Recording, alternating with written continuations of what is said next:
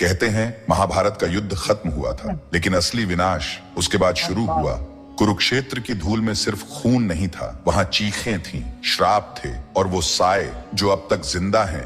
18 दिन का युद्ध खत्म हुआ था। कौरव मारे गए, पांडव जीते, पर जीत की कोई खुशी नहीं थी। कुरुक्षेत्र का मैदान लाशों से भरा पड़ा था। चारों ओर कटे हुए सिर, टूटे हुए बाण, सड़ती हुई लाशें और रोती हुई हवाएं।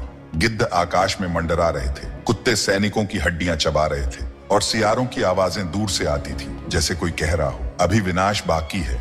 हस्तिनापुर में जब युधिष्ठिर को राजा बनाया गया तो उन्होंने सिर झुकाकर कहा, मैं राजा नहीं बना, मैं तो बस एक लाशों के ढेर का उत्तराधिकारी हूँ। उन्हें रात में नींद नहीं आती थी। हर रात उन्हें अभिमन्यु की चीखें सुनाई देती। द्रौपदी की आंखें हर बार दुशासन के खून से भीगी दिखाई देती।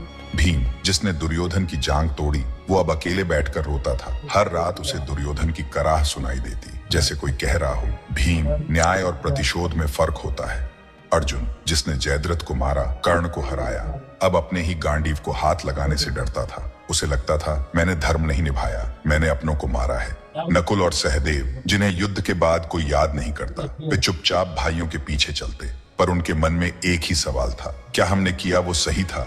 कृष्ण सब कुछ देख रहे थे। उनकी मुस्कान गायब हो चुकी थी। मैंने सुदर्शन चलाया नहीं, पर हर प्रहार मेरा ही तो था। मैंने धर्म के नाम पर अधर्म भी कराया, लेकिन अब ये युद्ध मेरे भीतर भी जल रहा है।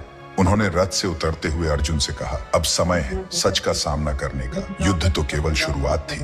धरती की धड़कन रुक गई थी। जिस दिन सूर्य पुत्र कर्ण गिरे थे, वो युद्ध नहीं हारे, वो वक्त से हारे। पर कर्ण की आत्मा अब भी रो रही थी, क्योंकि उसने अंतिम समय में एक श्राप दिया था, जो धर्म का झूठा मुखौटा पहनकर अधर्म करेगा, उसका अंत अपनों के हाथों ही होगा। और यही शाप अब पांडवों की छाया बन चुका था। जब युद्ध समाप्त हुआ, गांधारी ने देखा उसके 100 बेटे मारे गए। उसने क्रोध में कृष्ण को श्राप दे दिया, जैसे मेरे वंश का अंत हुआ, वैसे ही यदुवंश का भी विनाश होगा।